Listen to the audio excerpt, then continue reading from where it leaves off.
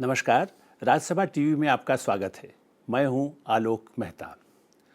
आज हम बात कर रहे हैं जाने माने संपादक, केवल प्रिंट में नहीं बल्कि टेलीविज़न में भी वर्षों तक जिन्होंने प्रिंट और टेलीविज़न के जरिए भारत और दुनिया को देखा, पहचाना और पाठकों, दर्शकों तक पहुंचाया। हमारे साथ हैं सईद नकवी। नकवी साहब, आपका इस कार्यक्रम में स्वागत है। आपकी यात्रा जो कि मैं खुद आपको देखता रहा हूँ स्टेट्समैन से 72 लगभग की बात है, और क्योंकि आपने प्रिंट से शुरू किया इसलिए हम प्रिंट की पहले बात करें, क्योंकि असली में वो भी एक अपने आप में एक इतिहास रहा है। आप रिपोर्टिंग भी की और मैगज़ीन जो निकाली, जो मैं ऐसा मानता हूँ और बहुत सारे लोग मानते थे कि अपने आप में एक बहुत अच्छी एक संडे मैगज़ीन आपने उस समय में निकाली। तो कैसे आप स्टेट्समैन में आए? अचानक लखनऊ का पढ़ा हुआ, हिंदी, उर्दू, अंग्रेजी सब कुछ होते हुए, लेकिन स्टेट्समैन जैसे अखबार जो बड़ा अंग्रेजी था अखबार, अंग्रेज़ों का अखबार माना जाता था। आलोक, बचपने से 4 एम्बिशंस थे। एक तो ये कि जेन ऑस्टन की नॉवल प्राइड एंड प्रेजुडिस छपी थी जब वो 16 साल की थी, तो मैं उससे पहली उम्र में एक नॉवल लिखूंगा। कविता, घर में बड़ा कविता का बोलबाला था, तो मैं शायर बनूंगा। फिर ये हुआ कि मैं क्रिकेटर बनूंगा, तो अपने स्कूल का लखनऊ में लामाटीनियर में मैं ओपनिंग बैट्समैन तक गया। चौवा नहीं मार पाता था, कलाइयाँ कमज़ोर थीं, आँख तेज थी, तो वो एम्बिशन हट गया। फिर एक ये था कि दुनिया में देखूंगा। तो जब मैं दिल्ली आया तो मैंने 2 जगह एप्लीकेशन डाली। एक एयर इंडिया में, एयर इंडिया का दफ्तर जनपथ पे हुआ करता था, और उसी से घूम के अगर आप जाइए तो स्टेट्समैन का रेड ब्रिक ऑफिस था। दोनों जगह मेरी एप्लीकेशंस थी। मेरे एक दोस्त थे यहाँ पे, उनके वालिद बड़े अच्छे इन्फ्लुएंशियल आदमी भी थे, हमें बहुत चाहते थे। उन्होंने मेरा इंटरव्यू तय कर दिया रिचर्ड क्रॉसलैंड, जो उस वक्त एक्टिंग रेजिडेंट एडिटर थे स्टेट्समैन के। गर्मियों का ज़माना, सूट पहनूं कि न पहनूं। बाप ने एक काले रंग का सूट शाम को पहनने के लिए भेजा था मेरे साथ, तो मेरे एक और दोस्त थे, उनका मैं लाइट कलर का सूट मैंने बारो किया, और वो पहन के जनाब मैं एडिटर के कमरे में गया। बैठा सामने, बड़ा अच्छा लगा, अखबार जमे हुए थे और वो सिगार पी रहे थे। लंबा सा चेहरा था। कहने लगे कि कुछ लिखा है? मैंने कहा हाँ। ये क्या? मैंने कहा कविता। तो वो मेरा मुंह तकने लगा कि इंग्लिश पोएट्री थी? इंग्लिश और उर्दू दोनों दोनों poetry. So he said, puzzle था कि ये क्या बेवकूफ़ी की बात कर रहा हूँ। तो कहने लगा कि देखो, उन दिनों में एडिटर, यहाँ का रेजिडेंट एडिटर, एक कॉलम निकालता था, वो न्यू दिल्ली नोटबुक, बड़ा प्रेस्टिजियस कॉलम था वो मुझे जाके उसने दिखाया। मैंने कहा इस कॉलम के लिए तुम यहाँ बैठ के उस कोने में 500 वर्ड्स लिखो। अब मैं घबराया, किस सब्जेक्ट पे? मैंने कहा ये आ जाएगा विदेश नीति पे। मैंने कहा देखो क्या सब्जेक्ट?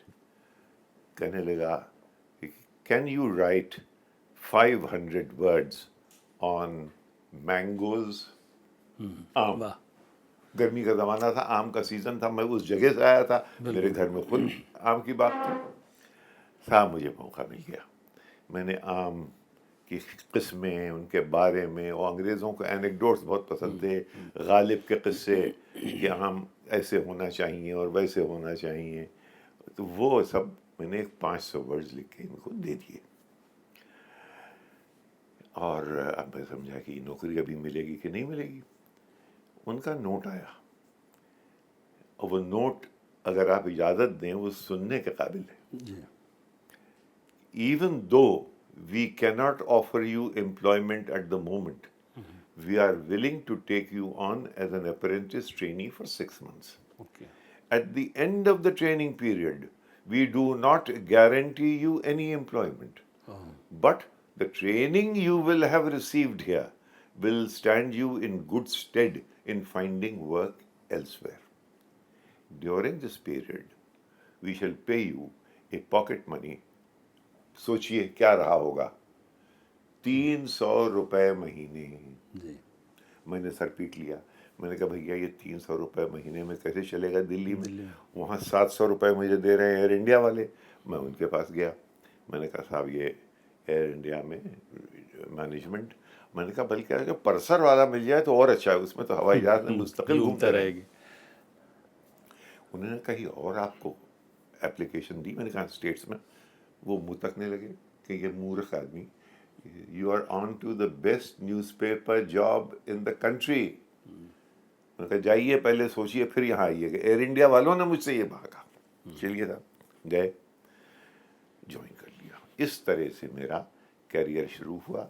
और मुझे उन्होंने, मेरे कॉलीग थे ML कोथरू जी, ब्यूरो चीफ थे वो उन दिनों में चीफ रिपोर्टर थे।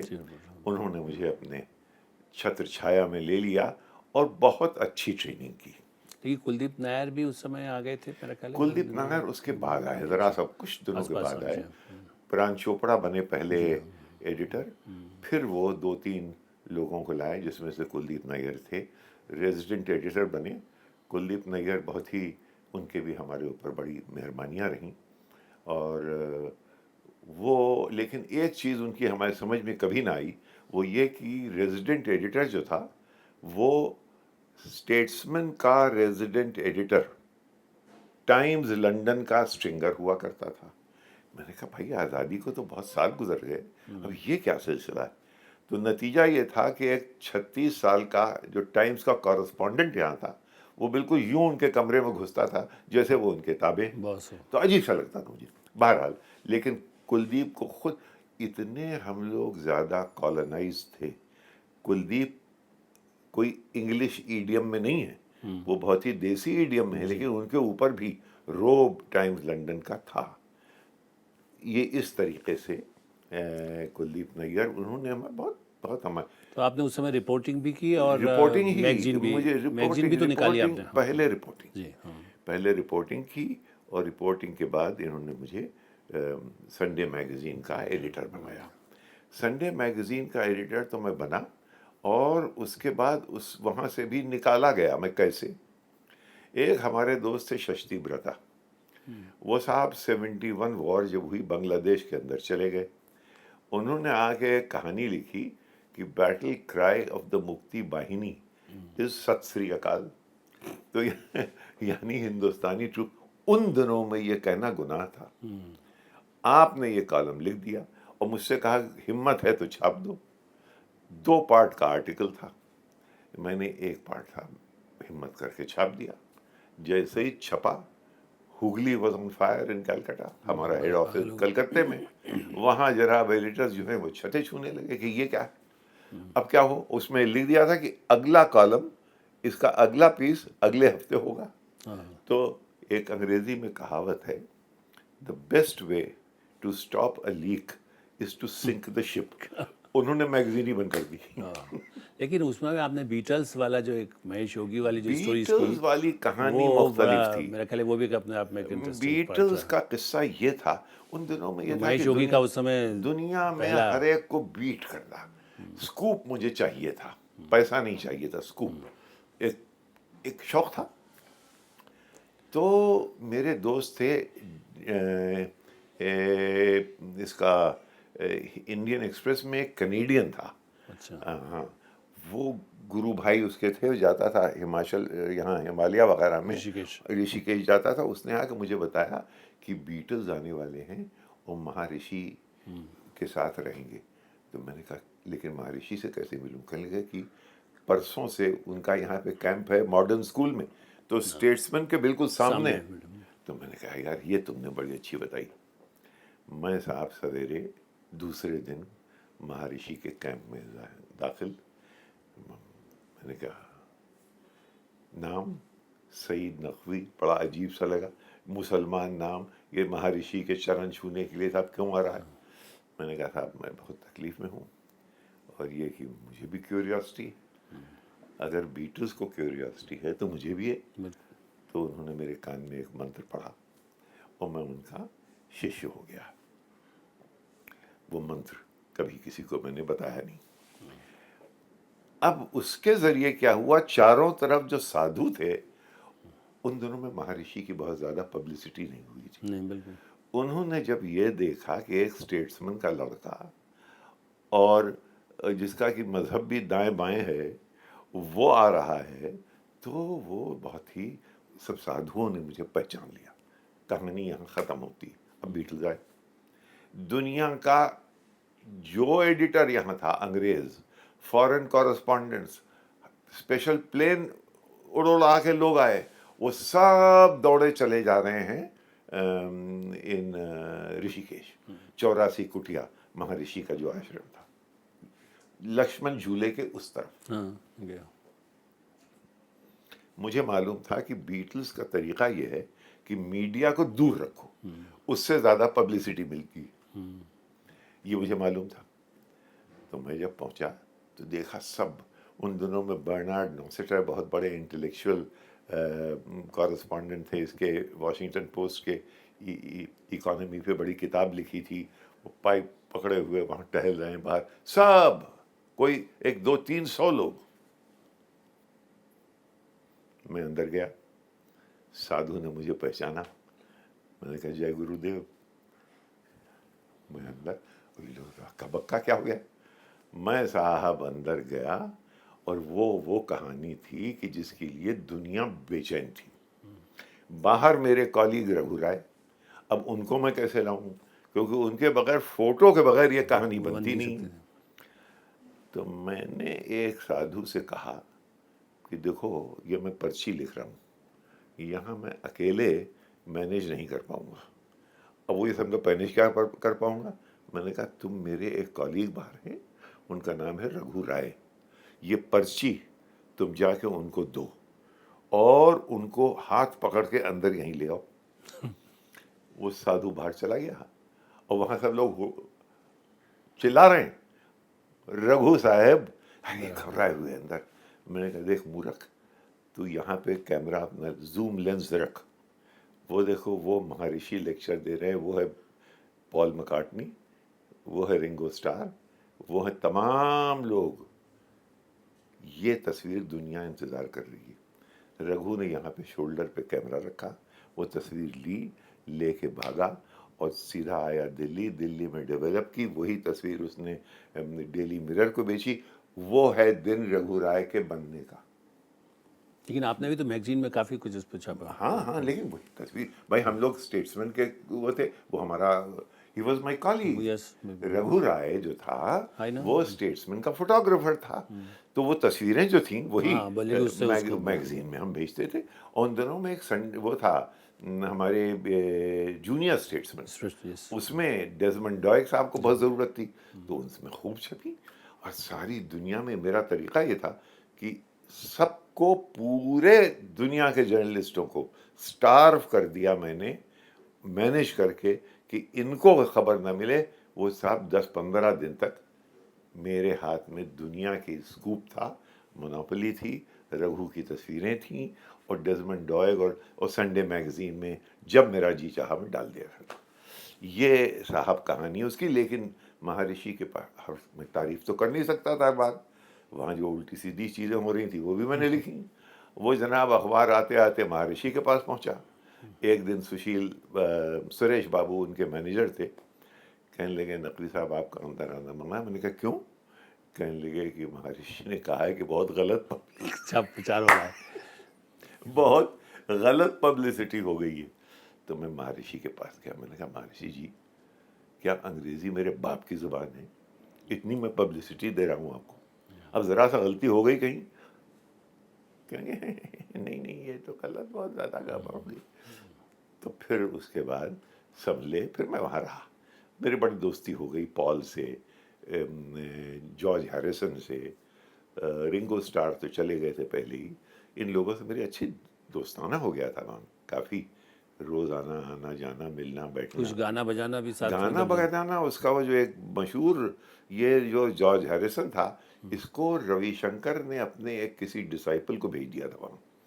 वो इसको सितार सिखाता था और वो साहब सितार बजाए, और वो एक इनका बड़ा मशहूर गाना है नॉर्वेजियन वुड, डा डा डा डा डा डा। अब वो पूरे उसके नोट्स जो हैं वो बागेश्वरी के हैं। वो मेरे सामने उस लड़के ने उसको सिखाए, उसने उसको ग्राफ करके बागेश्वरी राग में नॉर्वेजियन वुड रिकॉर्ड बना दिया। फिर और बहुत से गाने थे। वो रात के शाम के वक्त मजमा होता था एक, वहाँ पे थे डोनोवन, बहुत मशहूर म्यूजिशियन। उसने एक गीत लिखा, वो स्कूप है, किसी ने कहीं आज तक नहीं छापा वो उसने वो सब रात को वो लोग सब गाते थे। क्या गीत था? When the sun is tucked away in bed, you worry about the life you led. There is only one thing to do. Let the Maharishi lead you. और सब कहते थे महर्षि महर्षि। वो गाना चलता था, वो रात के 12 बजे तक ही चलता रहता था। ये तो रही साहब महर्षि की कहानी।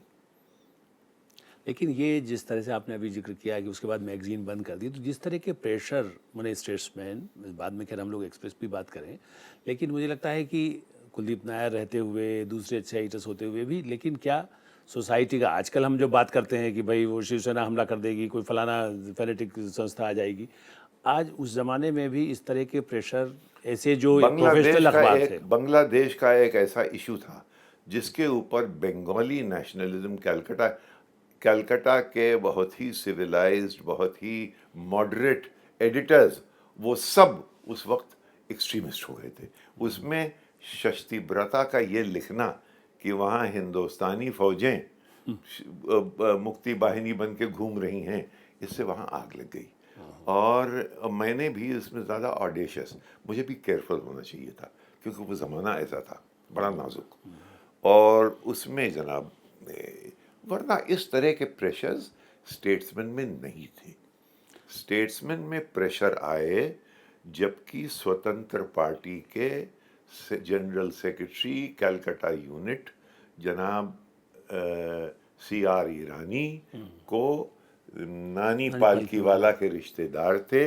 नानी पालकीवाला उसके चेयरमैन हो गए थे स्टेट्समैन के, उन्होंने इनको बना दिया स्टेट्समैन का जनरल मैनेजर। ये जब आए, इन्होंने ये उन दिनों में वहाँ पे वो थी यूनाइटेड फ्रंट गवर्नमेंट आई थी, एडिटर प्राण चोपड़ा थे।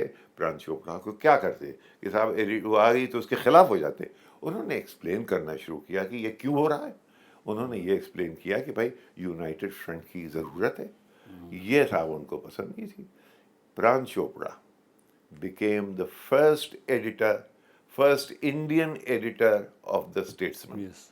But Pran Chopra also became the first editor to be summarily sacked. Yeah. निकाल दिए गए नौकरी से। वो जहाँ पॉलिटिकल और ये इस किस्म के पैसे का, उससे पहले स्टेट्समैन का ओनरशिप अलग था, उसमें किसी एक आदमी के पास ये कुव्वत नहीं थी। बड़ा अच्छा पैटर्न था उसका। लेकिन उसके बाद तो फिर सियासत आ गई। फिर मैं आ गया रामनाथ जी के चक्कर में। उनकी सियासत अलग थी, लेकिन वो बड़े चमत्कार, वो बहुत बड़ा आदमी था। नहीं, स्टेट्समैन से सीधे आप वहाँ जाने की नहीं, जरूरत क्यों महसूस हुई? देखो आलोक, ऊपर वाले में मुझ में एक बड़ा कॉन्फ्लिक्ट है। मैं बहुत कम यकीन करता हूँ, मैं बड़ा एग्नोस्टिक हूँ, और वो मुस्तकिल ये प्रूफ करने पे तुला हुआ है कि नहीं मैं हूँ। अब उसकी मेहरबानियाँ मेरे ऊपर इसी जिद की वजह से। स्टेट्समैन से मैं गया, स्टेट्समैन वालों ही ने मुझे भेजा। एक ट्रेनिंग, मामूली सा ट्रेनिंग कोर्स था कार्डिफ में ऑन टॉमसन फाउंडेशन का, उसमें मैं चला गया। वहाँ से जनाब आली मुझे मौका मिला, अब उसकी मर्जी, मैं मिला रॉय टॉमसन जो कि एडिटर थे, जो कि प्रोपराइटर थे। उन्होंने कहा कि भाई हैरी एवंस बहुत बड़े एडिटर थे। उन्होंने, मैं साहब वहाँ काम करने लगा। अब यहाँ ये तो कूद गया, जहाज से कूद कर वहाँ काम कर रहा। तो कुलदीप यहाँ पे रेजिडेंट एडिटर थे। मैंने वहाँ कोई 1.5-2 साल तो काम किया। गोया मैंने दो, एक हिंदुस्तान, फिर विलायत, फिर अमेरिका में एडिटर थे इसके विंजलिप, टॉम विंजलिप, और इसके बॉस्टन ग्लोब के, अच्छा। वहाँ पे रहा, निकाला गया। उसके बाद फिर एक था सेलम इवनिंग न्यूज़, जिम शे मेरा बड़ा दोस्त हो गया, उसका एडिटर, वहाँ मैंने काम किया। तो मैंने घाट घाट का पानी पिया मतलब लोगों स्टेट्समैन छोड़ दिया उस को। समय, स्टेट्समैन से हाँ छोड़ छोड़ दिया, करके आप जब बेवफाई उसको की, बचा। बेवफाई की। स्टेट्समैन को मैंने छोड़ा। कुलदीप नैयर मुस्तकिल कहते रहे कि अब कर चुके हो, आ जाओ। मैंने कहा ना बार बार कि उनकी मुझ पर बड़ी मेहरबानियाँ हैं। एक और तमाशा हो गया,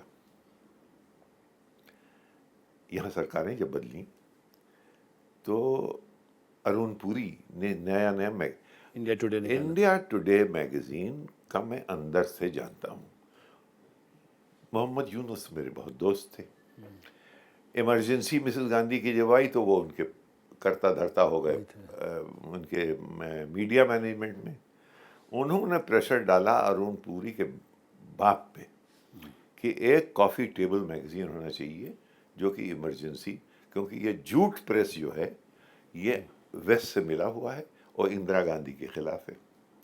तो इंडिया टुडे मैगजीन जो निकली थी, इब्तिदा जो उसकी थी, वो उसका मंशा ये थी कि वो इमरजेंसी रिजीम को सपोर्ट करने के लिए ये मैगजीन निकली थी।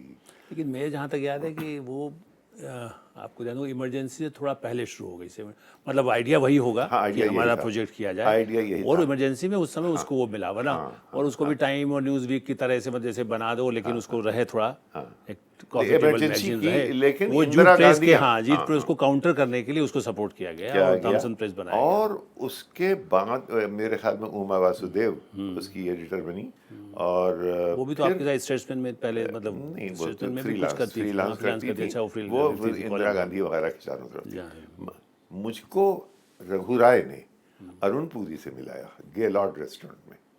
अरुण पुरी ने कहा कि भाई तुम इसके एडिटर बन जाओ। मैंने कहा मैं बन जाऊंगा, मैं अभी अमेरिका में हूँ, इसमें मैं 2-3 चीज़ें वहाँ की वाइंड अप कर लूँ, मैं आ जाऊँगा। मैं जब अमेरिका में थे, यहाँ सरकार बदल गई। अब अरुण पुरी ने मुझे इसलिए लिया था क्योंकि मैं कांग्रेस के यूनुस close को और में संजय दोस्त थे। गांधी को जानता था। उसी ज़माने में मैं यहाँ से फूट लिया था। लिहाजा मेरी इमेज छवि ये थी कि इन लोगों को जानता है, लिहाजा काम आएगा। मैंने कहा मैं वहाँ रहूँगा, जब वो काम मेरा ख़त्म हो जाएगा तो मैं आ जाऊँगा। आप समझे कि नहीं? बिल्कुल। ये भी ऊपर, वरना मैं फंस जाता। मेरी आइडेंटिटी इनके साथ मर्ज हो जाती। संजय मैं गांधी और जी, मैं साहब उससे बचा। लेकिन आप तो जयप्रकाश जी के साथ भी उस समय वो मिलने है गए। वो बाद में, जब वहाँ से वापस 1960 फिर वहाँ मैंने काम किया। जब वापस आए तो इन लोगों ने मुझे ख़त दे के खारिज कर दिया, मुझे कुछ रुपये दिए और मैं इससे बरी कर दिया गया, मुझे निकाल दिया इन्होंने कि नहीं अब तो ज़रूरत नहीं, क्योंकि पॉलिटिक्स बदल गई है, अब तो दूसरी सरकार आ गई। तो साहेब जयप्रकाश नारायण, ऐसा था कि 1969 में यहाँ खान अब्दुल गफ्फार खान आए। एक ज़रूरत पड़ी कि इनके साथ एक प्रेस ऑफिसर होना चाहिए। जेपी 69 या उसके बाद का? 69 में, अच्छा 69 में तो जेपी में 69 में स्टेट्समैन में था। जी, अच्छा।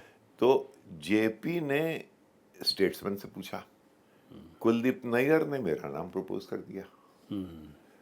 मैं उनका जनाब प्रेस सेक्रेटरी बन गया और मैं हिंदुस्तान में चारों तरफ घूमा। अजीब और गरीब एक्सपीरियंस था वो भी। इधर स्प्लिट हो रही थी कांग्रेस। इंदिरा गांधी को चाहिए था कि ज़रूरत ये थी कि बादशाह खान उनके हक में बातें करें। जेपी और कांग्रेस ओ की ज़रूरत ये थी कि ये क्योंकि गांधीयन हैं, फ्रंटियर गांधी उनके हक में बातें करें। बीच में नकवी साहब अनट्रेंड, बिल्कुल बहुत ही नौसिखिया था उन दिनों में। अब ये पहुंचे अहमदाबाद। अहमदाबाद में राइट्स हो गए। उन राइट्स का कोई तस्करा नहीं करता है, वो ऐसे ही भयानक राइट्स थे जो 2002 में हुए। इस लेवल पे स्टेट का इतना उसमें शायद हिस्सा न रहा हो, लेकिन बड़े गजब के राइट्स थे। ऑफिशियल कमेटी जो बनी थी, रेड्डी कमेटी, उसने 527 डेड। उसमें रसूलत बाई जो गाने वाली थी, उसका घर जल गया था। बादशाह खान ने वहाँ पड़ाव डाल दिया था और उन्होंने कहा ये है पटेल और गांधी का मुल्क, ये कर रहा। तो वो पूरा खेल जो है वो खिलाफ हो गया। तो जयप्रकाश नारायण को मैं उस जमाने से जानने लगा। और फिर जब 73 में उसके बाद जेपी से मिलता रहता था मैं। तो जेपी का जब उनका मूवमेंट शुरू हुआ तो उन्होंने मुझे बुलाया कि भाई सईद यहाँ आओ। मुझे अपने नोट्स कहते थे, ये तुम प्रेस नोट बना के भेज दे दिया करो। तो क्या क्या पापा नहीं बेले, हर जगह फिट नकवी साहब, इधर भी उधर भी। इधर यूनुस मेरी जान के पीछे पड़े हुए। मैंने जर्नलिज्म ज़्यादा जरूरी था, बस इससे की आइडियोलॉजी, मतलब कि भाई हम इस मूवमेंट में हर हैं, हम कांग्रेस के जगह मेरा काम ये था कि मैं स्कूप करके, यानी इनके बादशाह खां का प्रेस ऑफिसर होने के नाते मेरा काम था मैं आप लोगों को खबरें दूं। मैं वो खबरें इकट्ठा करके स्टेट्समैन भेज देता था। अजीब और गरीब मैंने पता नहीं लोग इसको इसीलिए याद करेंगे कि गोयनका जी ने आपको इसीलिए रखा कि जेपी से आप क्लोज थे। ये मतलब लोग ये गोयनका कहते हैं ना, जी मालिकों को लगता है कि कौन नेता के कौन क्लोज है, चाहे वो पुरी हो, उन्होंने ये देखा कि साहब मेरा उनका नाम आदमी था कृपाकरण। जयप्रकाश जी हमको कुछ अगर देते थे कि नकवी साहब जरा सा ये देख लीजिए, तो मैं देख स्कूप बड़ा, थोड़ा सा कृपाकरण को भी दे दीजिए। अच्छा, क्योंकि गोयनका जी मदद कर रहे थे उनके मूवमेंट की, लिहाजा उनका जो आदमी था वहाँ पे कृपाकरण, उसको जेपी कहते तो उसको भी थोड़ा सा बता दिया करो। तो मैं थोड़ा सा उसको बता देता था, बाकी स्टेट्स में छपता था। लिहाजा एक दिन मैं राधा कृष्णन जो सेक्रेटरी थे गांधी पीस फाउंडेशन के, मेरा बड़ा मुझे बहुत चाहता था, बड़ा मेरा मेहरबान था मुझ पर और बड़े मज़े का आदमी था, very lovely sense of humour. उनके यहाँ आए, इसने बनाया था ये कि मुझे बुलाया, वो उसी वक्त रामनाथ जी को, तो वहीं मुलाकात हो गई। So we take you we take you. तुमने कहा ना एडिटर, न किसी से बात, ना एप्लीकेशन, सीधे। और look here you will look after Morarji भाई।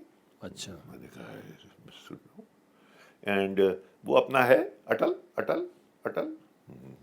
हो, यानी एक्सटर्नल अफेयर मिनिस्ट्री, और अपने उसी में साउथ ब्लॉक में है अपना बाबूजी जगजीवन राम। तो पूरा साउथ ब्लॉक राधा कृष्णन के ड्राइंग रूम में खड़े खड़े आपने अनाउंस कर दिया। अब भाई एडिटर से मुझे मिलना होगा, कहीं कागज लिखा पढ़ा होगा, कुछ होगा कि नहीं होगा। मैं चक्कर में टुमारो मॉर्निंग फॉर कार, हमने कहा गाड़ी नहीं है, कल ये कार नो वन हैज, लेकिन देखो मैं कुछ करता हूँ। एक साली गाड़ी का बंदोबस्त किया हूँ, कहीं टीवीएस की गाड़ी मद्रास से आई, पता नहीं क्या क्या उनके भी खेल थे, चमत्कारी थे हमारे गोयनका जी भी। गाड़ी भी मिल गई। अब देखिए सईद नकवी, अब इंडियन एक्सप्रेस की भी तो हायरार्की है, वो मुझको कैसे देखेगी। और मैगजीन भी आपको दिया साथ में काम देखने के लिए, या कल रिपोर्टिंग? नहीं, रिपोर्ट ब्यूरो में ये सब मेरा, और जो चीफ ऑफ ब्यूरो उनका क्या काम रह गया। अब पार्लियामेंट कभी कभी देख लेना, तो पार्लियामेंट, साउथ ब्लॉक सब आपने मुझे दे दिया।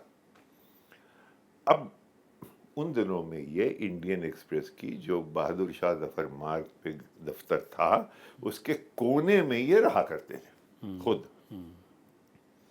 वहां बुलाया मुझे, मैं गया। उस वक्त ये अंडरवेयर नहीं पहनते थे राजन जी, लंगोट बांधते थे। तो उधर मुंह करके ये लंगोट बांध रहे, कुलदीप को बुलाओ। कुलदीप आ गए, वहां बैठ गए। अब प्रोपराइटर लंगोट बांध रहा है, एडिटर वहां बैठा हुआ है। कुलदीप, मैं सोचता हूं इसको मुरारजी भाई अपन दे दे। मैं यूं करके लंगोट खींच रही है, और फिर जितना मेरा काम था वो सब अनाउंस हो गया, और वो हक्का बक्का क्या करें क्या कहें, हाँ। क्या करें। ये था रामनाथ जी का स्टाइल। उस स्टाइल से एक आदमी निपट पाता था, उसका नाम था श्री मुलगांवकर। ये हरकत वो उनसे नहीं कर सकते थे। उनके कमरे में आते थे जब वो लिख रहे हों, तो ऐसे कर देता था वो उसका, जैसे कि गिरीलाल जैन का समीर वगैरह के साथ था। ये बड़े एडिटर्स थे, इनमें कोई शक नहीं। Even busy Varghese was busy also- Verghese को तो इसने दबाया आएगा दबा। बीजी वर्गीज लेकिन से प्रोफेशनली वो भी मतलब जिस हिसाब से अपने को अपना काम करते रहे, हाँ, जो अपना काम मुझे करते रहे, लेकिन वो दबदबा नहीं था जो कि मुलगांवकर का था। मुलगांवकर तो ये कोई कर सकता था नहीं। और ना गिरी भाई का ये कहूँगा कि तमाम ऊपर नीचे हो गया, नहीं, लेकिन गिरिराज जैन को भी मतलब टाइम मांगकर अशोक जैन मिलने जाते थे, मतलब ये नहीं था कि भाई मैं कब आ सकता हूँ। एक वो जमाना एडिटर्स का था जिसको कह सकते वो था और वही लेकिन एडिटर। फिर उसके आपके बाद समय कोई तो अरुण शौरी भी फिर आ गए थे, नहीं नहीं, शायद अरुण शौरी आए थे। पॉलिटिक्स का पार्ट यदि हम कहें, हाँ, एडिटर्स की अरुण पॉलिटिक्स में शौरी देखें। आए थे। दरअसल उनका काम था, ये जो नई जनता सरकार आई है, देखिए उनका एजेंडा था एंटी मिसेस गांधी मुस्तकिल रहो, और मिसेस गांधी ने भी क़यामत की थी इमरजेंसी में, तो सारे पत्रकार उसमें थे, लेकिन कुछ थे जो कि इंदिरा गांधी के हक में भी थे। वो छुपे छुपे घूम रहे थे इधर उधर, बहुत से थे। यहाँ का आर्ट वर्ल्ड थी, अलकाजी थे, तमाम लोग। वो डिटेल की बात है। बहरहाल अब हम गए तो ये लंगोट बांधते बांधते हमारी नौकरी तो हो गई। अब Mulgaonkar, I will speak to Mulgaonkar, I will speak to Mulgaonkar. Mulgaonkar से उन्होंने बात कर ली, इस तरह हो गए। स्टेट्समैन में मेरे ख्याल में किसी ने मुझे पसंद न किया होगा जिस तरीके से मैं आया। यानी देखिए, आदमी जब नीचे से उठता है तब लोग उसके साथ सब ग्रो करते हैं। यहाँ बिल्कुल सीधा ऊपर से ला उठा। के ऊपर से यूं बिठा दिया। एच.के. दुआ थे चीफ ऑफ ब्यूरो, खबर नहीं उन्हें। उनसे ऊपर था हमारे ख्याल में एक दर दर करके हुआ करते थे साहब, ए अंदर कानो कान खबर नहीं। अजीत भट्टाचार्य जी कुछ पता नहीं, और नकवी साहब बीच में आके उतार दिए गए हेलीकॉप्टर से। तो ये रहा हमारा। रामनाथ जी से बड़ी बहुत अच्छे ताल्लुकात रहे। रामनाथ जी का ये था कि बड़े मज़े के आदमी थे, बहुत। लेकिन वो भी मतलब जैसे कहते हैं यूज करने के बाद लोगों को हाँ, हटाने में बड़ी दिक्कत, चाहे वो एडिटर्स के भी उसमें पार्ट हो। एक ज़माने में पुलिस वालों के लिए एक शेर था अकबर इलाहाबादी का, पुलिस वालों से हरगिज, पुलिस वालों से बस साहब सलामत दूर की अच्छी। पुलिस वालों से बस साहब सलामत दूर की अच्छी, ना इनकी दोस्ती अच्छी ना इनकी दुश्मनी अच्छी।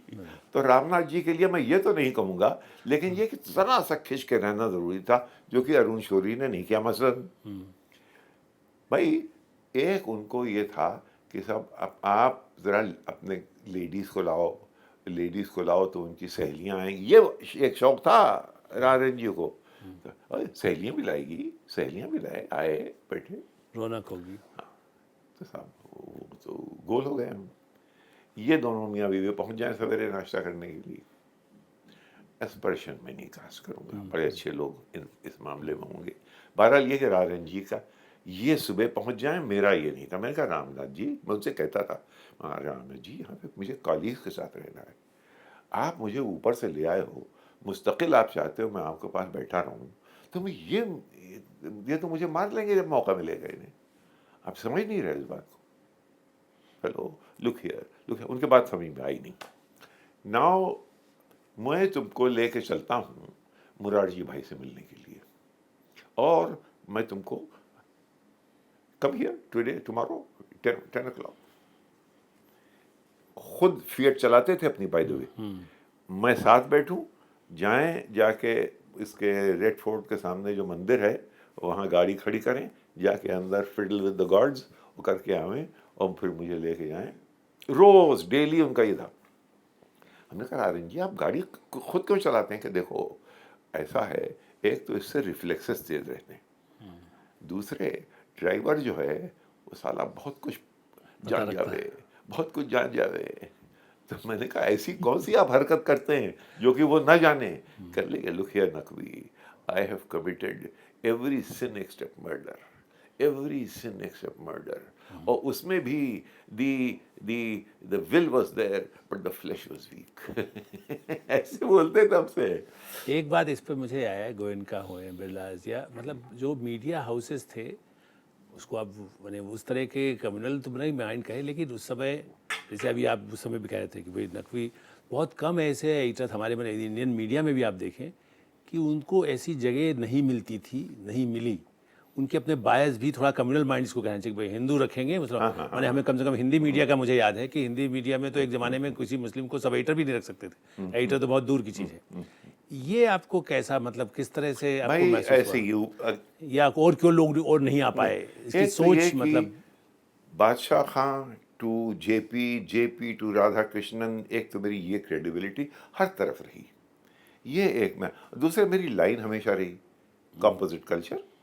हिंदू कोई कट्टरपंथी बात नहीं, बिल्कुल सीधी सटीक वो लाइन, कल्चरल लाइन मेरी हमेशा कंसिस्टेंट रही। नहीं आपकी रही, लेकिन क्या माइंड ऐसा लोगों का उस समय रहा, या देखिए, भारतीय मीडिया में, मतलब मैं इंडियन मीडिया आपको में कहें बताता हूँ बात कि जब कि इन्होंने मुझे रख लिया, कहने लगा Naqvi, Naqvi you are a genius, एक कोई आइडिया, लुक हियर बेटा, तू मुसलमान नहीं हो गए तो मैं तुझे एडिटर बना दूँ। बोला ना, लेकिन लेकिन सुनो, इस तरह से बोला जैसे कि कोई वो अपने जिंदगी का एक आइन, एक उसूल बयान कर रहा है, उसमें मजबूर है वो, उसमें वो मजबूर है। और बहुत ही, यानी मुझे तो बहुत ही सेकुलर गुफ्तगू उनकी मालूम हुई। नकवी बेटा, तू मुसलमान नहीं होवे, मैं तुझे आज एडिटर बना दूँ, ये कहा उन्हें। लेकिन ऐसे नहीं कहा कि बुरा लगे। देखिए, ये बायसेस थे और उसके बावजूद भी चलना, ये समझदारी थी।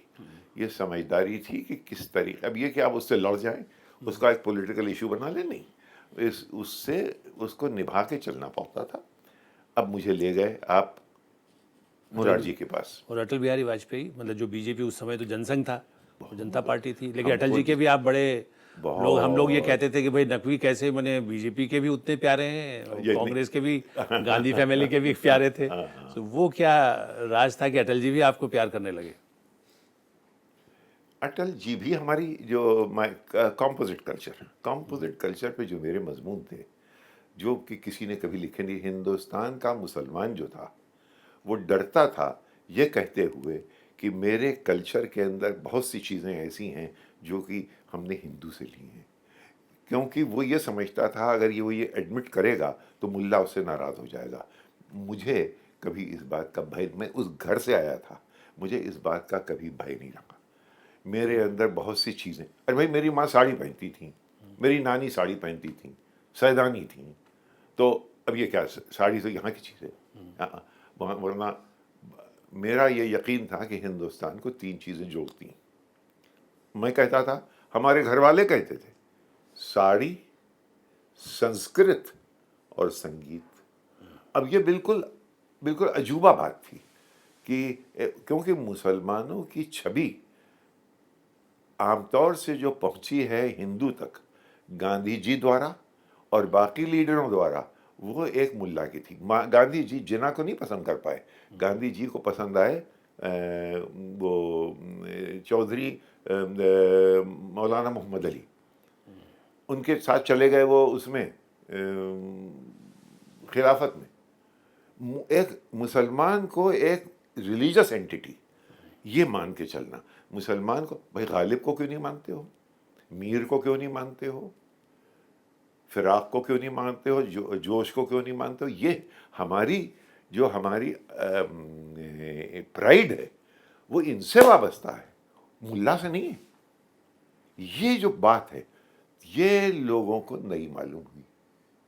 बहुत आम बात कर रहा हूँ तुमसे आलोक, लेकिन जब ये करता था, जिस जमाने में ये फैशन नहीं था, मुसलमान बड़े बड़े इंटेलेक्चुअल्स ये कहते हुए डरते थे अपने मुल्लाओं से, ये वजह थी।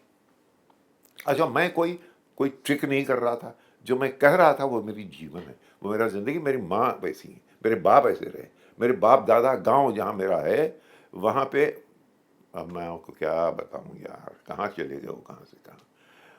मुस्तफ़ाबाद एक गांव है जहाँ का मैं रहने वाला हूँ। रायबरेली से ऊंचाहार से 3 किलोमीटर आपको जाना पड़ता है। वहाँ हम लोग सब जाते थे। एक गीत होता है सोहर। सोहर हमारे यहाँ गाया जाता है जब बच्चा पैदा हो रहा होता है, और 7वें महीने के बाद जब औरत कन्फाइनमेंट में होती है तो सोहर गाया जाता है।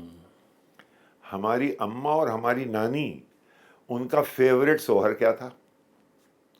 अल्लाह मियाँ हमरे भैया का दियो नंदलाल।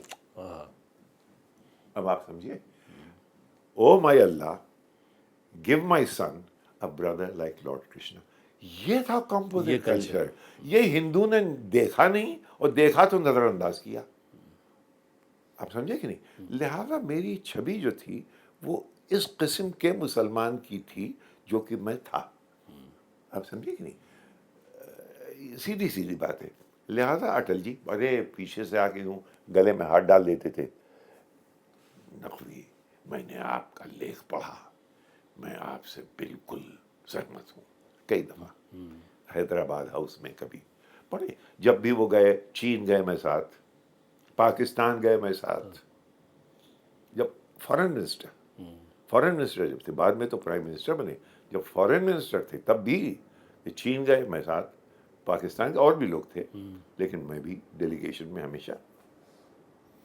मैं आपको किस्सा ये सुना रहा था कि रामनाथ जी जब मुझे ले गए मुरारजी के पास, मैं उन दिनों में, मेरे सफ़ेद दाढ़ी नहीं थी, ना दाढ़ी थी ही नहीं, सर पे ज़्यादा बाल थे, शक्ल बुरी नहीं थी भाई, और बिल्कुल ये कोई, यानी अब आप मुझे इन लोगों से मिला रहे हैं जो मुझसे उम्र में तिगने हैं।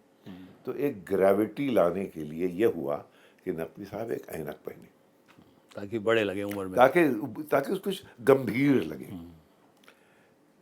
मेरे मजाक का बड़ा शौक था, फक्कड़बाजी का बड़ा शौक था, और ये कि अब एक ग्रेविटी लाई जाए, तो साहब एक बड़ी ऐनक लाई जिसका कि शीशे के पावर थी 0। वो पहन के मैं चला इनके साथ, रामनाथ जी के साथ। वहाँ टोंपे था उनका सेक्रेटरी, उसके पास से टोंपे, ये नकवी है अपना, नकवी है अपना, यानी उन्हीं की सरकार थी वो। उधर देखा तो मुरारजी भाई, उनके बाईं तरफ जार्स में तमाम तरह के मेवे और ये सब रखे हुए थे इतने, और ये यहाँ इधर बैठे हुए हैं। रामनाथ जी आए, अब हम हैरत, आप लेट गए फौरन, और जमीन पे वो क्या कहते हैं उसे, दंडवत। दंडवत, वो पाँव छुए के लेटे हुए। और मैं साहब, कौन लेटे? ये अपने गोविंदा। रामनाथ जी, मोरारजी भाई के। रामनाथ जी जब अंदर एंटर हुए तो ये नहीं कि नमस्ते कर लें, यूं करने के बाद सीधे जमीन पे, और मैं हक्का बक्का। मैंने साहब पावर को करीब से पहली दफा देखा, तो मैंने कहा यार ये तो अजीब छवि है। उसके बाद आप ये करते हुए उठे, उठने के बाद मुरारजी भाई, ये अपना नकवी जो है, ये मैंने इसको आपके ऑफिस के लिए इसको ले लिया है, अब ये यही आपके यहाँ कवर करेगा। हाँ अच्छा, अब आपने इंट्रोडक्शन करा दिया, उसके बाद अच्छा बेटा जाओ। बस ताकि अपना जो है। यानी खेल खत्म, पैसा हजम। उसके बाद नकवी साहब डिसमिस्ड, और ये अपना ना जाने क्या करते रहे। तो ऐसे हमारे बड़े दिलचस्प, बहुत ही मज़े का। देखिए, एक सेंस ऑफ ह्यूमर होना चाहिए। अब मैं गंभीरता से, अगर हिंदू ना होवे तो मैं एडिटर बना, अब मैं बहुत गंभीर हो जाऊँ, जाकर रोना, मुझे बहुत मज़े की बात लगी। वैसे इस पर मुझे, चूँकि एडिटर्स की बात आपने मुलगांवकर का नाम लिया, वर्गीस का लिया, विनोद मेहता आपके दोस्त थे लखनऊ की वजह से। मैं इसको, हम बाद में फिर टीवी पर जाएं उससे पहले, विनोद मेहता अब तो वो रहे भी नहीं, लेकिन वो जो सबसे प्यारे दोस्त पुराने जिसको कहना चाहिए। बिल्कुल, हम लोग एक ही और क्लास में थे, लामाटीरियर में हम लोग एक क्लास में थे। विनोद मेहता जो थे वो अपने घर हम लोगों को बुलाते नहीं थे, और हमारे घर में आके, हमारे एक दोस्त थे आज़ाद अहमद खान, उनका एक नौकर खानसामा जो था, वो एक इतना बड़ा नाश्तेदान लेके आता था रोज़, और वो हम लोग बैठ के वहीं लॉन में खाते थे। उसमें तमाम दुनिया भर के खाने गिना नहीं सकते, यहाँ 5 स्टार में आपको मिलेगा नहीं। और विनोद साला मंडलाए साइकिल के ऊपर कि भाई हमें बुलाओ, तो हम लोग कभी आओ बैठ जाओ आते थे। तो आज़ाद ने कहा यार ये आता है, हमारे घर भी आता है, अपने घर नहीं बुलाता। घर इसका था कैनिंग रोड। कैनिंग रोड में आपने कहा कि general R.D. Mehta, Canning road, वहाँ पे हमें। तो हमने कहा यार चक्कर है, चलो कैनिंग रोड चलते हैं। आज़ाद के पास मोटर थी, हमारे पास थी नहीं। तो मोटर में बैठ के हम लोग गए, तो देखा कैनिंग रोड तो है, 4 कैनिंग रोड भी है और R.D. मेहता भी हैं, लेकिन मेजर R.D. मेहता रिटायर्ड, आप झाड़े हुए थे कि जनरल। जनरल। तो इनकी बीवी जो थी, इसकी माँ जो थी, वो R.D. मेहता कैप्टन मेजर साहब की दूसरी बीवी थी। पहली बीवी से वो उनका एक लड़का था जो कि ब्रिगेडियर था, दूसरी से अशोक मेहता जो कि जनरल थे, और होते होते चीफ हो जाता वो बहुत ही ज़हीन आदमी था, लेकिन किसी वजह से नहीं हो पाया। विनोद के अंदर कुछ इनसिक्योरिटीज़ थी। अच्छा, वहाँ पे देखिए हम बिल्कुल ऐन अवध के आदमी, और ये रेफ्यूजी आया हुआ पंजाब से रावलपिंडी। जिसको क्यों कुछ मालूम नहीं। देखिए रावलपिंडी। बड़ा, मैं वहाँ हूँ, यहाँ के मेरा वातावरण बदल रहा है, मैं उन चीज़ों को देख रहा हूँ जो बदल रही हैं। ये वो छोड़ के आया है जिसकी इसे कोई याद नहीं है, और यहाँ आया है, यहाँ इसको बस आगे बढ़ना है। एक अजीब, देखिए दो बिल्कुल अलग परसेप्शन हैं। मैं वहाँ हूँ जहाँ मेरी नाव चारों तरफ डूब रही, और मैं अपने घर में हूँ, और ये छोड़ के आया है, उसकी उसे याद नहीं है, और यहाँ बस आगे इसको दिखाई दे रहा है। ये एक, और आगे में इसको ये लगता था कि भाई बहुत ही ज़्यादा जाहिर है बहुत रईस ख़ानदान से नहीं था, लिहाजा इकोनॉमिक इतने भी नहीं कि हम लोग, शौक़ बहुत थे कि हज़रतगंज जाएँ तो वहाँ उन दिनों में आया था ज्यूक बॉक्स। ज्यूक बॉक्स में एक चवन्नी की ज़रूरत होती थी बजाने की, देखने के लिए। समझे ना। और ज्यूक बॉक्स के लिए चवन्नी भी आज़ाद देते थे, तो पैसे वैसे कि हमेशा इसको तंगी रही ज़रा सी। ये लिखना तब शुरू कर दिया था उन्होंने भी, जैसे आपको पोइट्री का शौक था, विनोद मेहता भी तब लिखते थे। इसको शौक था, ये छुपाता था बाद में, इसको शौक था। ही वाज, आपको ये मालूम है कि यूपी का टेबल टेनिस चैंपियन रहा वो कोई 8 साल तक। वो नेशनल चैंपियंस को हराया उसने, नेशनल लेवल का टेबल टेनिस प्लेयर था, लेकिन कोई ऐसा उसके अंदर कोई चीज़ थी लिखने वाला ज़्यादा नहीं था। जिसके बारे में कोई तस्करा नहीं किया उसने, और जिससे हमेशा लजाया। ये एक मिस्ट्री रही। फिर जब हम लोग सीनियर कैम्ब्रिज किया, तो ये था, हम 4 लोग दोस्त थे। आज़ाद को 3rd मिला, एक हमारे और दोस्त हैं, हम और अशोक क्वात्रा। क्वात्रा साहब थे रेजिडेंट एडिटर इन इसके इंडियन एक्सप्रेस के, उनका लड़का। हम दोनों को 1st मिला, विनोद को 2nd मिला। तो ये कोई बहुत ही आला पढ़ने लिखने वाले थे। शौक साले को बहुत था। वो जोक बुक्स, ताकि लड़कियों को इम्प्रेस करे। इनकी कहावत ये थी, जो हंसी वो फंसी। तो मुस्तकिल जोक बुक्स पढ़ पढ़ के ख़वातीन को ये सुनावें और बहुत पॉपुलर हो जावें, और कभी कभी बिल्कुल आउट ऑफ प्लेस जाके बातें कर दें। एक जगह इनके घर के सामने से एक मुर्दा गुजर रहा था, आपने लड़की को बुलाया, वो मुर्दे के बारे में पूछ रही, आपने एक जोक क्रैक कर दिया, उसने टुकाई कर दी। लेकिन जर्नलिज्म वाला जो उनका जो वो फेज था, उसमें आपके साथ कैसे, मतलब जर्नलिज्म वाला फेज उनका, पहले आपको उनके बचपने की बातें बता दूं। हम चले गए, हम ये संडे टाइम्स में हम आ गए। ये उस जमाने में इंग्लैंड में था, नौकरी वोकरी कर रहे थे, और ये अच्छा, जो बच्चे साथ स्कूल के पढ़े होते हैं वो एक दूसरे से बहुत ज़्यादा कंपेटिटिव रहते हैं कि मैं तुमसे अच्छा कर रहा हूँ, वो कहता है मैं तुमसे अच्छा। मैं संडे टाइम्स में था, तो ये बताता था कि ये एडवर्टाइजिंग कर रहा है रविशंकर और अली अकबर खां की, और ये वो। एक दिन मैंने विनोद से कहा कि तुम मुझे अपना कोट दे दो। इसके पास बड़ा अच्छा वो था, उसका कॉर्डरॉय का जैकेट, वो मैंने शाम को पहना, चला गया। उसमें मैंने अंदर हाथ डाला तो एक वहां से कार्ड निकला, Vinod Mehta, catering department, British railways. ये लंदन की बात है ना? तो मैंने कहा यार ये तो, इससे कह दूंगा तो ये टूट जाएगा। तो मैंने वो बात दबा ली, इसके सामने मैंने उसका तस्करा नहीं किया। बाद में जब ये हॉट शॉट एडिटर हो गए बंबई में आके, तब मैंने तस्करा किया, तो उससे भी वो लजाता था, like his table tennis career. बहुत मेहनती, उसकी एक तो इतना मैंने ऐसे जो फ्यू एडिटर्स जिनको उन्होंने मालिकों से, सरकार से जो परवाह नहीं की, वो मैंने उन जो गिने चुने नाम यदि आप लेते हैं पिछले, उसमें लखनऊ का बहुत बड़ा हाथ था। हाँ, उसमें लखनऊ की ट्रेनिंग का बहुत बड़ा हाथ था। एक चीज होती थी बेनियाजी, ये बड़ी वैल्यू थी।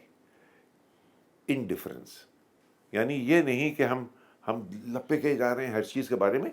इतना दौड़ो जितने में तुम अच्छे लगो, यानी छवि तुम्हारी बनी रहे, इज्जत बनी रहे, अपनी इज्जत अपने हाथ।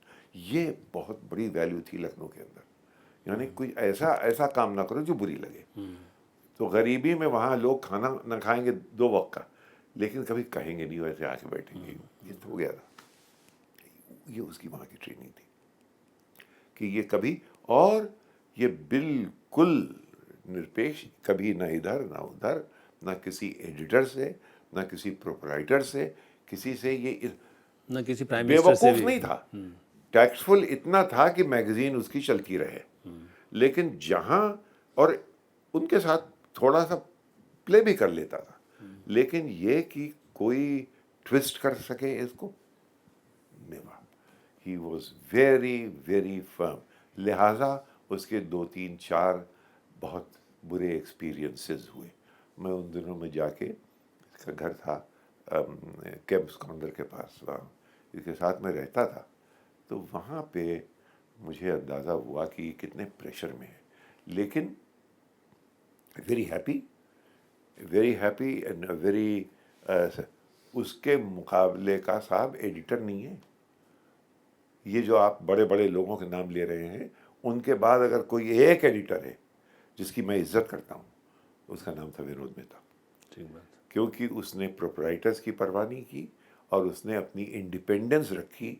वो एक गाड़ी, मोटर, लोगों ने बड़े बड़ी कोठियाँ बना ली, उसने उसके पास एक आखिर में जब बिल्कुल जाते जाते उसने ये part of his deal with Rahejas कि भाई मुझे एक घर चाहिए, तो वो घर उसका 2 कमरे 2 बेडरूम का घर निज़ामुद्दीन ईस्ट में है बस। और उसके पास कोई दौलत नहीं, कोई पैसा नहीं, ना उसने कुछ बनाया, ना उसकी कोई ज़रूरत थी। अच्छा, दूसरे मैंने ऐसा आदमी नहीं देखा कि मैंने जब कामयाबी उसे मिली तो मैंने दोस्त खो दिया, क्योंकि उसको न बीवी से दिलचस्पी, न दोस्तों से दिलचस्पी, सिर्फ पेपर, सुबह शाम दिन रात मैगजीन पेपर। और बस फ्राइडे हुआ और वो आए हमारे पास, यहीं, कहो दोस्त कैसा पर्चा निकाला, बस। तो बहुत ही हमारा, जब हम लोग प्रोफेशन में आ गए, तो हमारे प्रोफेशन में था, मिला बहुत कम, क्योंकि मुस्तकिल काम में लगे रहा, मुस्तकिल। हमारे पास ये था कि भाई इतना काम करो कि तफरी का वक्त रहे, और बल्कि काम को भी मैंने तफरी ही बना के रखा। आई इंजॉयड माई सेल्फ थॉरली। अगर मेरी ज़िंदगी में कोई मुझसे पूछे, ऊपर वाले ने अगर कहीं पूछ लिया कि आइंदा तुम क्या बनोगे, मैं यही ज़िंदगी दोबारा मांगूंगा। देखिए, हमने जो लिखने पढ़ने की बात बहुत सारी की नकवी साहब, आपका चूँकि टेलीविज़न का एक पूरा एक अलग अध्याय है, तो हम इस बातचीत को यहाँ थोड़ा सा ब्रेक करते हैं। एक छोटे से ब्रेक के बाद हम फिर इस बातचीत को जारी रखेंगे सईद नकवी के साथ।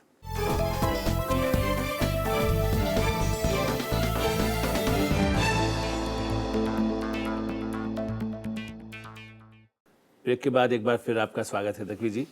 हम लोग जब चूँकि टेलीविज़न में भी आपने एक पूरा लंबा, जैसे कहना चाहिए कि इनिंग्स आपने खेली है, अपने फॉरेन एडिटर तो आप एक्सप्रेस में बन गए थे, लेकिन विदेश और भारत में भी, भारत वालों पर तो आपने जो बनाया काम किया है ही, लेकिन दुनिया के ऐसे ऐसे मुल्कों से जो एक दूसरे से टकराते हैं, लड़ते रहे, जहाँ एक दूसरे का वीज़ा मिलना मुश्किल होता है। ईरान का ठप्पा लगा हो तो अमेरिका नहीं देगा, और अमेरिका का ठप्पा लगा या इराक का लगा होगा तो ईरान नहीं देगा, पाकिस्तान इसराइल नहीं देगा। इसराइल नहीं देगा।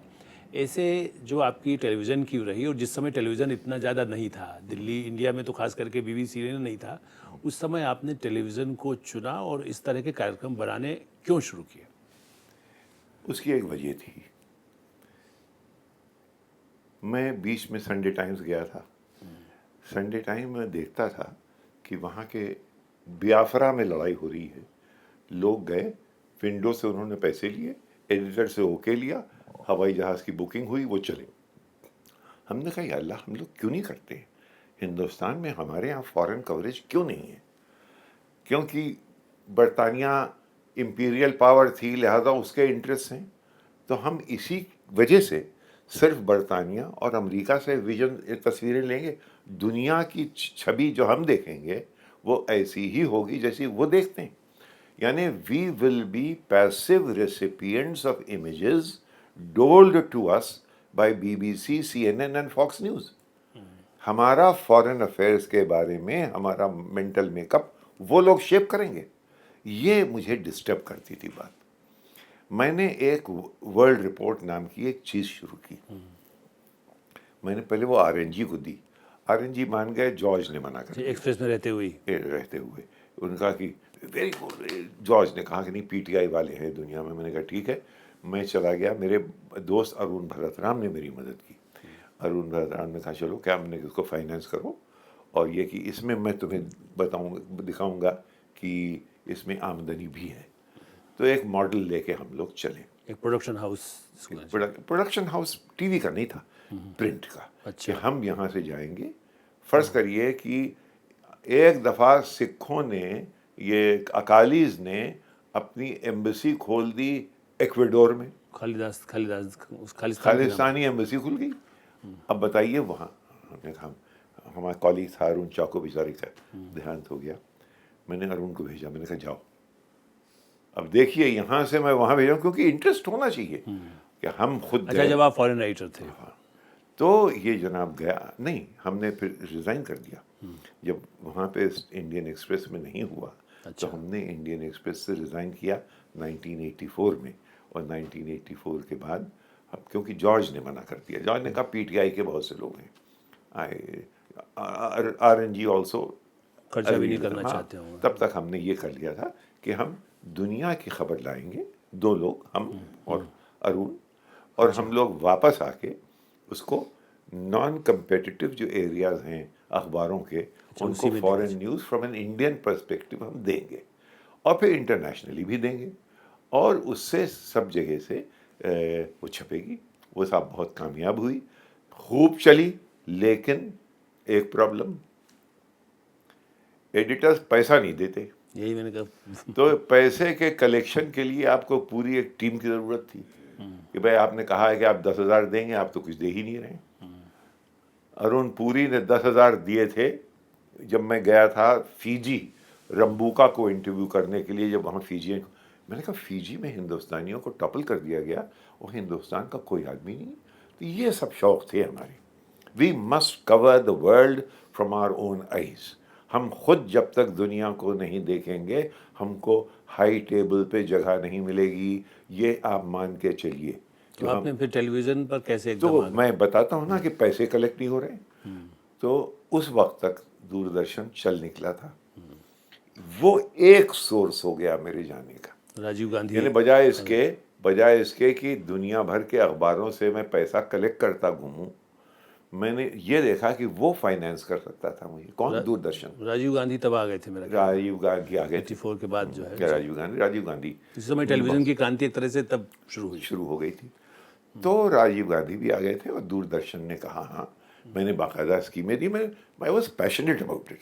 यानी मैं जाके बाकायदा लौटा था लोगों से, कैसे तुम कर सकते हो, ये तो गुलामी है भाई, कि तुम बाहर की खबर सिर्फ उनसे लोगे, ये क्या बात है। वो उन्होंने मानी। और वो लोग हालांकि पैसे बहुत कम थे और पैसे इतने भी नहीं थे कि हम बहुत सुखद रहे, लेकिन हमारा एक शौक़ मुस्तकिल पूरा होता था, दुनिया घूमने का।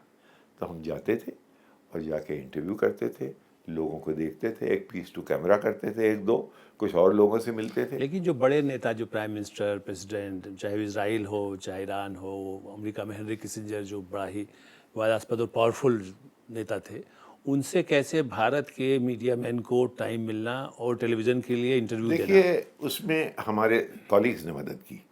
यानी ये कि अगर हम संडे टाइम्स में थे तो हमारे कुछ दोस्त वहाँ थे, उन्होंने मदद की।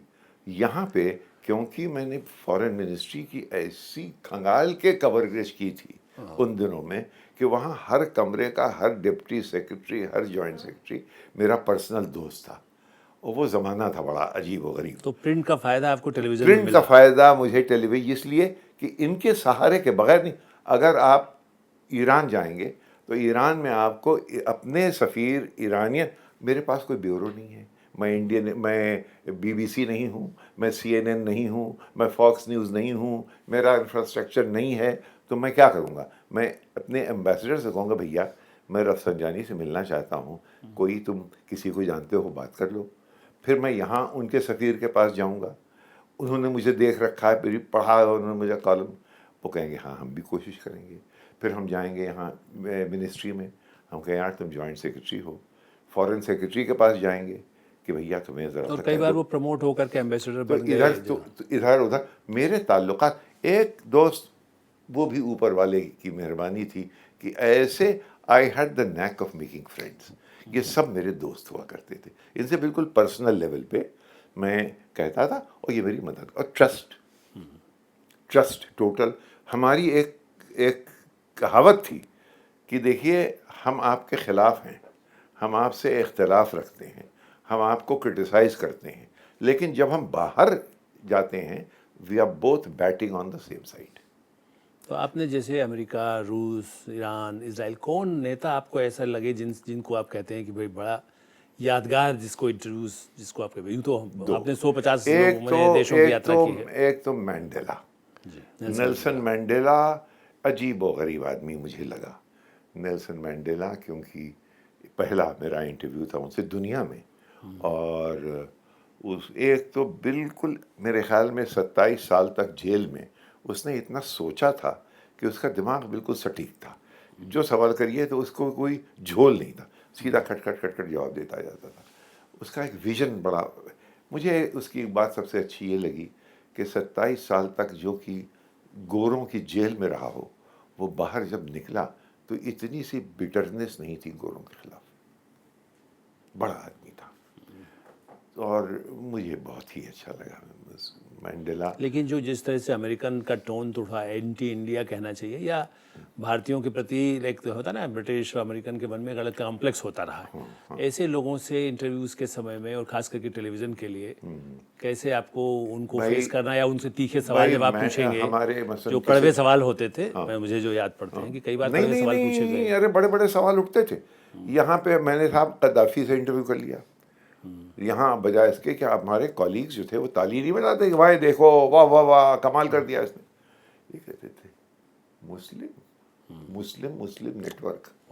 अच्छा साहब, तो मैंने हाशमी रफसंजानी को जाके इंटरव्यू कर दिया जो कि ईरान के थे, शिया नेटवर्क। अच्छा साहब, फिर मैं वहाँ गया, मैंने शमीर और रबीन दोनों को किया, कहने लगे बड़ा तेज है साला, डबल एजेंट, इजराइल के साथ डबल एजेंट। ये नहीं कहेंगे साहब कि ये प्रोफेशनल है इसलिए यहाँ भी कामयाब, वहाँ भी कामयाब, यहाँ भी कामयाब। लेकिन ये कुछ था, हमारी क्रेडिबिलिटी बनती रही हर तरह। यानी इस प्रोफेशन में क्रेडिबिलिटी ने सबसे ज़्यादा आपको दिया, ये आप मानेंगे? ये बिल्कुल, इसमें कोई शक नहीं। मैं जब इजराइलियों से मिला तो उनसे मुझे बिल्कुल खुल के उन्होंने बात की, मैं ईरानियों से मिला, उन्होंने खुल के बात की। जो क्रिटिकल बातें थीं मैंने उनसे ऑफ द रिकॉर्ड कहीं, जो इनसे कहनी थी वो मैंने कहीं। ये दोनों मुझे जानते थे कि और ये जानते थे कि इसकी अपनी कोई सियासत नहीं।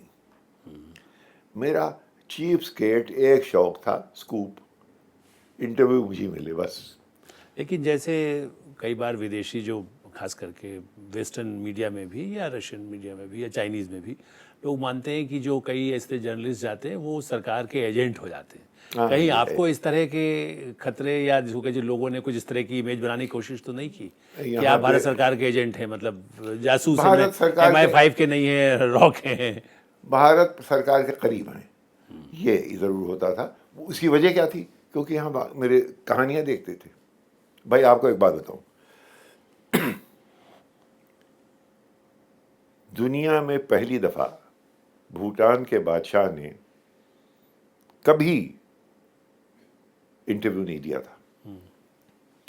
उसने मुझे बुलाया बम्बई में, वहाँ से जा रहा था, हवाना समिट हो चुकी थी, वहाँ कुछ श्याम नंदन मिश्रा हमारे जो विदेश मंत्री थे, उन्होंने कुछ उल्टी सीधी बात कर दी थी भूटान के बारे में।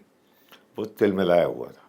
उसने मुझे बुलाया और मुझे बुला के उसने मुझे इंटरव्यू दिया। वो इंटरव्यू छपा इंडियन एक्सप्रेस में। अब जनाब यहाँ ये कि साहब ये सईद नकवी भूटानीज पे में होगा, हमेशा ही होता ना। और ये किताब ये कैसे हो गया, वजह क्या थी? आखिर में मुझे यहाँ फॉरेन सेक्रेटरी ने पूछा, अच्छा सईद हमें ये बता दो, उसने सिर्फ तुम्हें क्यों बुलाया? हमने कहा मुझे इसलिए बुलाया कि उसने देखा, जितनी आप कवरेज देखिए यहाँ इंडियन एक्सप्रेस में भूटान के मामले में, आप उसको भूटान को प्रोमोट कर रहे थे। भूटान के ऊपर से आप पहले उसको UN में ले गए, उसके बाद फिर आपने भूटान को का स्टेटस बदला धीरे। वो सारी कहानियाँ, उसका सारे नुआंसेस सिर्फ मेरे पास थे। वो ये जानते थे कि ये आदमी इस कहानी को जानता है, ये आदमी इस कहानी को जानता है, लिहाजा उसने मुझे बुला के इंटरव्यू दिया। जो इंटरव्यू दिया ये साउंड है और ये इंटरव्यू देख लीजिए, उसमें कोई झोल नहीं। बेनज़ीर भुट्टो से भी आपकी मुलाकात हुई थी, बेनज़ीर मतलब भुट्टो इंटरव्यू से बड़ा बेनज़ीर भुट्टो से दो, वो तो टेलीविज़न के लिए हुआ। दोनों टेलीविज़न के लिए, और एक तो नहीं, एक प्रिंट के लिए, एक टेलीविज़न के लिए। टेलीविज़न वाला बड़ा इंटरेस्टिंग। 1972 में शिमला समिट हुई। मैं जूनियर, मेरे सीनियर लोग वो अपॉइंट किए गए। DP धर ने, जो कि पॉलिसी प्लानिंग चेयरमैन थे, उन्होंने स्टेट्समैन को टेलीफोन कर दिया कि मैं चाहता हूं कि सईद नकवी वहां जाएं। क्यों जाएं साहब? DP धर का एक मात्र कि भुट्टो वहां कोई 600-700 जर्नलिस्टों के साथ आ रहे हैं, तो हमारी टीम में एक मुसलमान तो होना चाहिए जो कि पर्सनेबल हो। उन दिनों में बुरा नहीं लगता था भाई। तो नकवी साहब लगा दिए गए। और वहाँ जनाब अली, जाहिर है मेरे कॉलीग्स मुझसे नाराज़ कि आप यहाँ कैसे।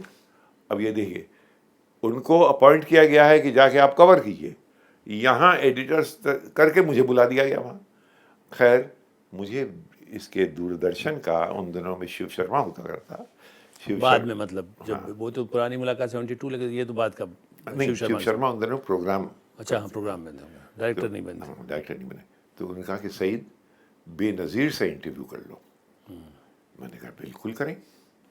तो बेनज़ीर भुट्टो से, जो कि उन दिनों में ऑक्सफर्ड से आई थी अपने बाप के साथ, उनसे कोई 45 मिनट का पहला इंटरव्यू दूरदर्शन में उन्होंने दिया और वो यहाँ दिखाया गया। वो मेरा था उनका बड़ा ही इंटरेस्टिंग। अफसोस के साथ ये कहना पड़ता है कि वो इंटरव्यू दूरदर्शन के आर्काइव्स में अब नहीं है। लेकिन बाद में प्राइम मिनिस्टर बनी तब फिर आपने इंटरव्यू किया? तब एज ए प्रिंट जर्नलिस्ट। अच्छा, प्रिंट जर्नलिस्ट। तब टेलीविजन नहीं था। किया। उसमें ये कि उनसे हमको मिलवाया गया। हमारे कुछ कज़न्स थे वहाँ पाकिस्तान में, वो भी जर्नलिस्ट हैं।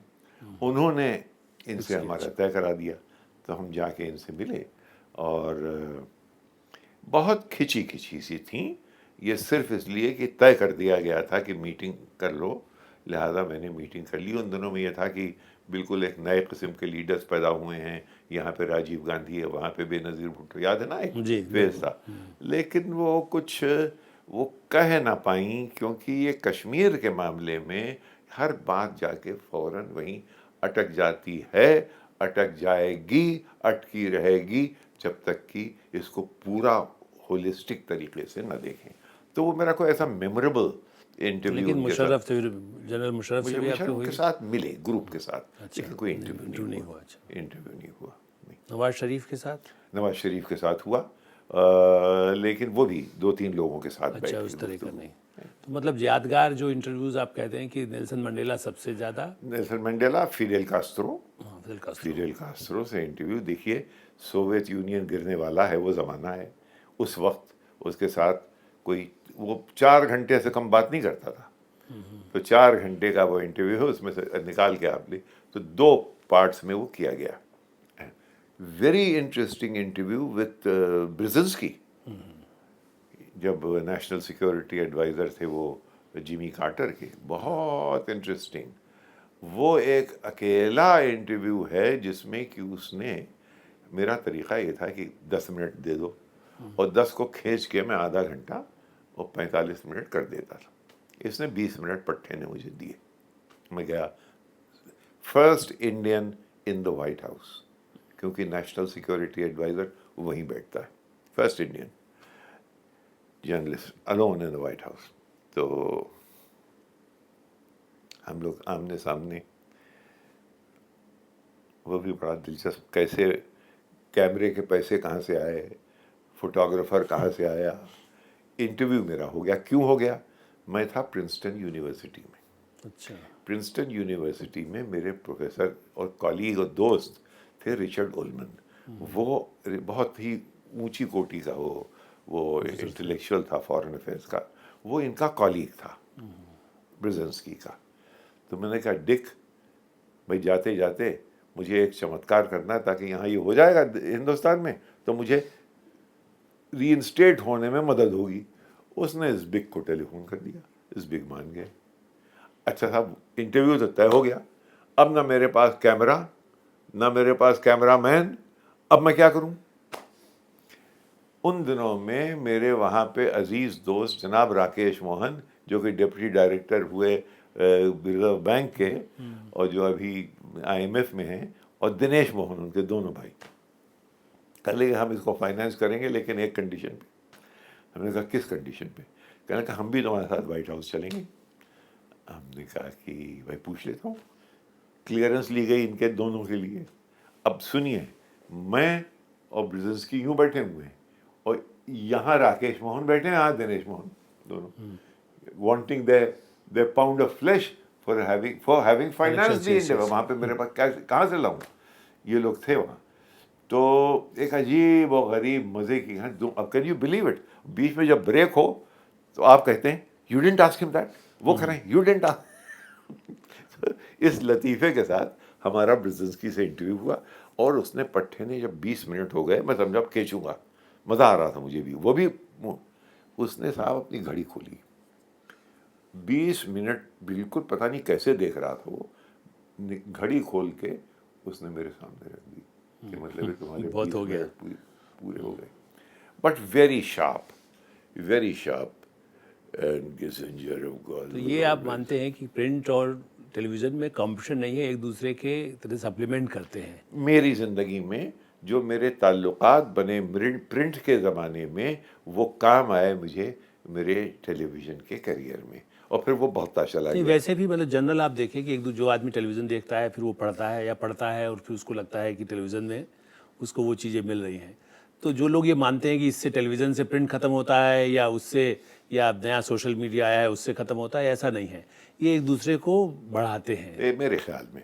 लेकिन देखो आलोक, जो आजकल हमारे यहाँ टेलीविज़न हो गया है, और जो ये शाउटिंग मैच प्रोग्रामिंग है, देखिए दुनिया में माइग्रेंट्स की ये हिस्टोरिक है, यानी ये एक्सोडस वो है जो कि बाइबल में लिखा गया है, उस किस्म का एक्सोडस हो रहा है। हमारा एक आदमी वहाँ नहीं है। हमारे वहाँ पे दुनिया में क्या कुछ, हमारे बगल में नेपाल के अंदर कॉन्स्टिट्यूशन के ऊपर हंगामा है, हमारा ब्यूरो वहाँ नहीं है। हमारे करीब है अफ़गानिस्तान, हमारा कोई टेलीविज़न की टीम वहाँ नहीं है। पाकिस्तान से कोई, कभी एक आध दफ़ा जब कोई पाकिस्तान पे होता तो कोई बरखा वगैरह चली जाती, वरना कुछ नहीं। तो कोई हमारी नेबरिंग कंट्रीज़ में कोई कवरेज नहीं है। ये जो फॉरेन अफेयर्स का मामला है, इसमें हमारे माइंड्स को हमने जो सरेंडर कर दिया है वेस्टर्न मीडिया को, ये इसको मैं बहुत बुरा मानता हूँ। ये हमारे लिए बहुत हानिकारक है, बहुत नुकसानदेह है। इसमें हमारी सेल्फ एस्टीम, और मान के चलो दुनिया देखती है, वो चीन ने अपना शुरू कर दिया, वो डेमोक्रेसी नहीं है। ईरान ने अपना इंटरनेशनल नेटवर्क शुरू कर दिया, वो डेमोक्रेसी ऐसी नहीं है जैसे हमें। रूस ने शुरू कर दिया, तमाम मुल्क कर रहे हैं, एक हम ही हैं जो हाथ पे हाथ रख के बैठे हुए। क्यों? मेरे समझ में नहीं आती ये बात। लेकिन आपको उम्मीद लगती है कि जिस तरह से आने वाला समय है, जिस तरह से मीडिया वर्ल्ड में इंडिया के बारे में जानने के लिए भी हो गया है, ये कहना चाहिए, या पैसा भी एफडीआई के नाम पर ही छाया है, लेकिन उसके बाद भारत का भी टेलीविज़न मीडिया बढ़ने वाला है, और उम्मीद है, ऑप्टिमिस्टिक? उम्मीद है। लेकिन अभी जो मैं देख रहा हूँ, तो यहाँ पे तो 2 लोग, 3, 4, 8, 10 लोग बिठा लिए जाते हैं, और एक वो उधर रकीब, इधर हम बुलाए जाते हैं कि दाना डाल के मुर्गे लड़ाए जाते हैं। मुझे तो ये दिखाई देता है। वरना कोई इशू, यानी कोई इशू के ऊपर कोई भाई बिहार, यूपी की रिपोर्ट आई मुजफ्फरनगर की, एक 45 मिनट तक हर चैनल पे होता रहा। किसी ने ये नहीं बताया कि उस कमबख्त रिपोर्ट में है क्या। तू मैं ये जो है, मेरे ख्याल में इससे ये नुकसानदेह है। मैंने टेलीविज़न के लिए भी एक तरह से, जो हम मीडिया एथिक्स की बात करते हैं या कोड ऑफ कंडक्ट कहने को बनी ब्रॉडकास्टिंग काउंसिल और सब कुछ, लेकिन एक ज़रूरत है भविष्य में कि मीडिया को भी कैसे और अच्छा इंडियन का मीडिया बने, और जो दुनिया का मुकाबला कर सके, जो आपके मन में तमन्ना रही ऐसी दुनिया कुछ। का, देखिए, एक ऐसा मीडिया हो जो कि हिंदुस्तान को, हिंदुस्तानी ऑडियंस के लिए हिंदुस्तान को कवर करे, हिंदुस्तानी ऑडियंसेस के लिए दुनिया को कवर करे। 15-20 जगह हमारे ब्यूरोज होना चाहिए जो बाहर की ऑडियंसेस के लिए भारत को कवर करे, और जो बाहर की ऑडियंसेस के लिए दुनिया को कवर करे। यानी 4 स्ट्रोक मीडिया की ज़रूरत है, और ये कर नहीं सकते। अरे भाई, $1 बिलियन सिंक कर दो, बहुत बड़ी कुव्वत है, बहुत बड़ी कुव्वत है ये।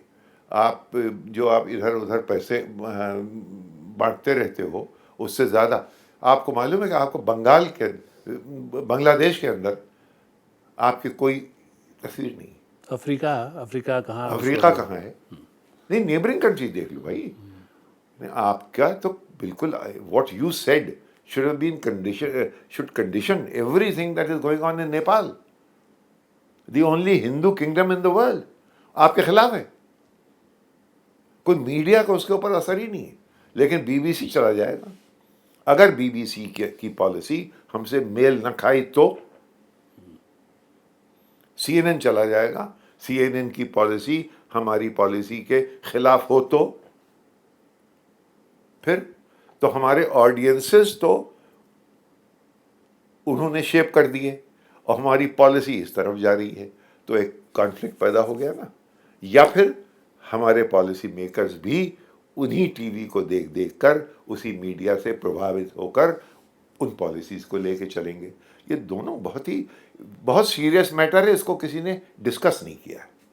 चलिए नकवी साहब, आपने पूरा टेलीविज़न और प्रिंट पर जो बात की, उम्मीद करते हैं कि इससे बहुत लोगों को सबक मिलेगा। इस बातचीत के लिए बहुत बहुत शुक्रिया, बहुत धन्यवाद। Thank you Alok.